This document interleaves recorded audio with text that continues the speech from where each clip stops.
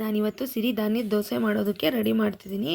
ನಾನು ಇದರಲ್ಲಿ 1.5 ಪಾವಷ್ಟು ಸಿರಿಧಾನ್ಯ ತೊಗೊಂಡಿದ್ದೀನಿ. ಇದರಲ್ಲಿ ಊದಲು, ನವಣೆ ಮತ್ತು ಆರ್ಕ 3 ಮಿಕ್ಸ್ ಇದೆ. ನೆಕ್ಸ್ಟ್ ಇದಕ್ಕೆ 1.5 ಕಪ್ಪಿಗೆ ಅರ್ಧ ಕಪ್ಪು ಉದ್ದಿನಬೇಳೆ ಹಾಕ್ತಿದ್ದೀನಿ.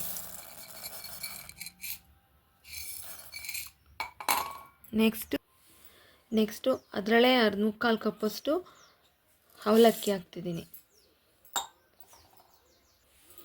ನೆಕ್ಸ್ಟು ಒಂದು ಕಾಫಿ ಲೋಟದಲ್ಲಿ ಒಂದು ಅರ್ಧ ಕಪ್ಪಷ್ಟು ಸಬ್ಬಕ್ಕಿ ಹಾಕ್ತಿದ್ದೀನಿ.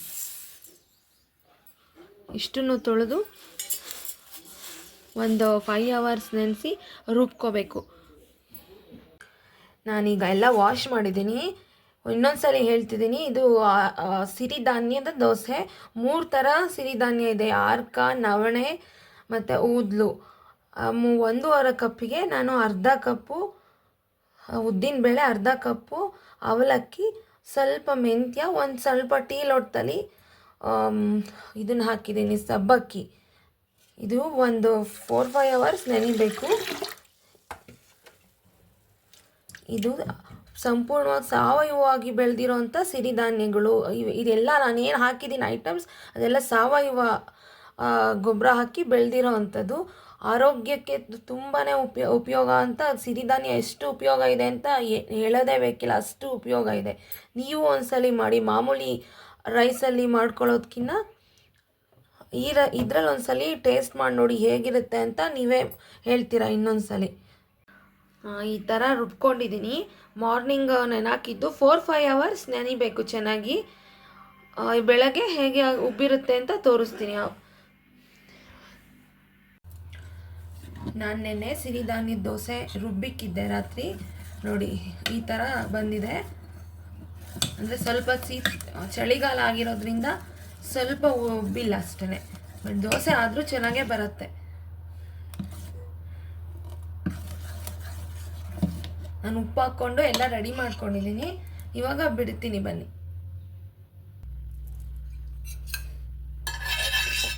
ತುಂಬ ರುಚಿಕರವಾಗಿರುತ್ತೆ, ತುಂಬ ಕ್ರಿಸ್ಪಿಯಾಗೂ ಬರುತ್ತೆ.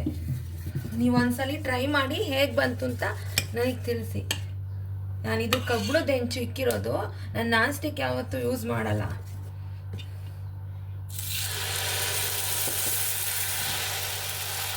ನಾನು ಸ್ವಲ್ಪ ದಪ್ಪಗೆ ಬಿಡ್ತೀನಿ.